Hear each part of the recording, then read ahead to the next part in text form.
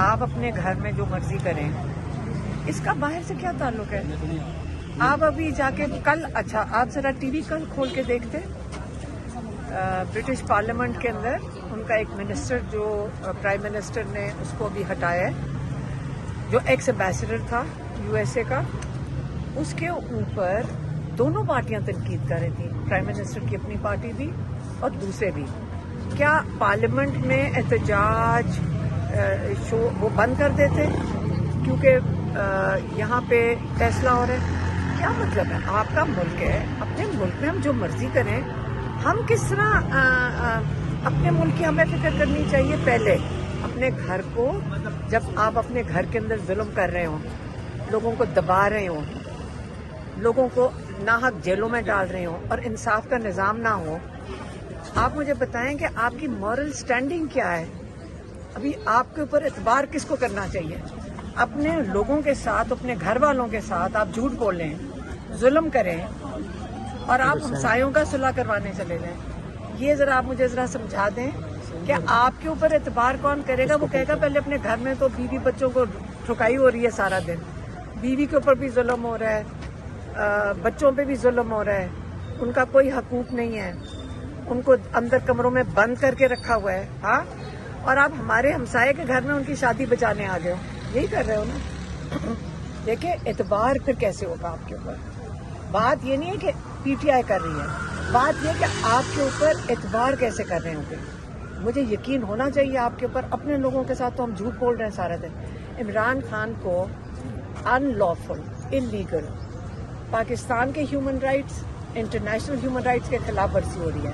وہ 80 سے 90% پاکستانیوں کی نمائندگی کرتا ہے۔ جب ایک اسٹرانگ نمائندہ کھڑا ہوتا ہے، اس کے ساتھ دنیا اس پہ اعتبار کرتی ہے۔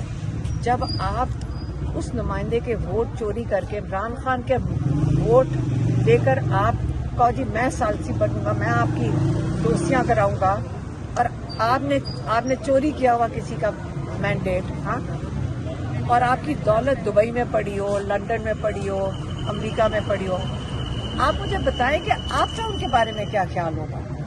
اس لیے جو اس وقت دنیا کے لیڈرز ہیں جو آواز نہیں اٹھا سکتے فلسطینیوں کے لیے، جو آواز نہیں اٹھا سکتے جو بچوں کے لیے جو ظلم ہوا ہے، جو شہید ہوئے بچیاں، اسکول کے اوپر ڈائریکٹ ڈرون میزائل مارا گیا ہے، ٹاماہاک میزائل، جس کے اوپر ایک امریکن نے کھڑے ہو کے ان امریکنوں کی وجہ سے آپ ان کو سلام کریں۔